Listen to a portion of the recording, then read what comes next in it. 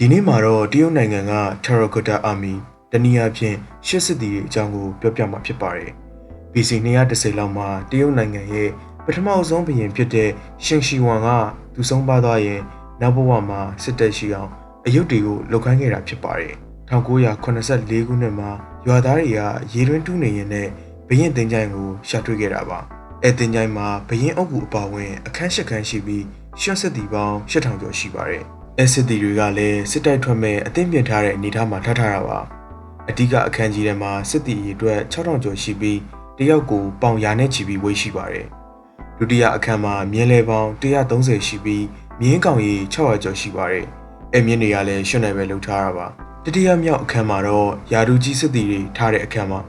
စတုထအခန်းမှာတော့ဘုရင်ကြီးဆုံးပါတဲ့အချိန်မှာမပြီးပြတ်သေးတဲ့စစ်သည်အယုတ်တွေကိုထားထားတာပါ။ကျန်တဲ့အခန်းငယ်လေးတွေထဲမှာတော့အနုပညာရှင်တွေအားကစားသမားတွေအလုပ်သမားတွေအကြီးအကဲတွေရှားပါးတိရစ္ဆာန်တွေရဲ့ရုပ်ထုတွေကိုထားထားပါတယ်။အဲရုပ်တွေကိုလှုပ်ဖို့လူအယောက်9,200,000ကျော်အလုပ်လုပ်ခဲ့ရပါတယ်။စစ်သည်ရုပ်ထုတွေကတစ်ခုနဲ့တစ်ခုလက်နက်တွေအရက်မောင်းတွေမတူပါဘူး။ယာဒူကြီးလေအရက်ပုံမြင့်လေးပါပဲ။စစ်သည်တွေကအစတဲကအယောင်ဆိုးထားတာပါ။ဒါပေမဲ့လေနဲ့အလင်းရောင်တန်တွေနှစ်ပေါင်းများစွာခံလာရတော့အယောင်တွေလွန်သွားတာပါ။အဲနားမှာရှိတဲ့ရှင်ရှိဝမ်ရဲ့အုပ်ကူအခန်းကိုမဖွင့်ရသေးပါဘူး။ဘာလို့လဲဆိုတော့ဖွင့်ရင်အထက်ကပစ္စည်းတွေထိခိုက်မှာဆိုတဲ့အတွက်မထိခိုက်ပဲဖွင့်နိုင်မဲ့နီလန့်နေပြီးတော့မှဖွင့်ကြမယ်လို့ပြောပါတယ်။ကမ္ဘာတဝန်းကလူပေါင်း310ကျော်နှစ်စဉ်ဒီစစ်သည်တွေကိုကြည့်ဖို့တရုတ်နိုင်ငံကိုလာကြပါတယ်။ဒီလိုဗီဒီယိုမျိုးလေးကြရင် Lanafine Channel ကို Like and Subscribe လေးလုပ်ပေးကြပါဦး။ကျေးဇူးအများကြီးတင်ပါတယ်။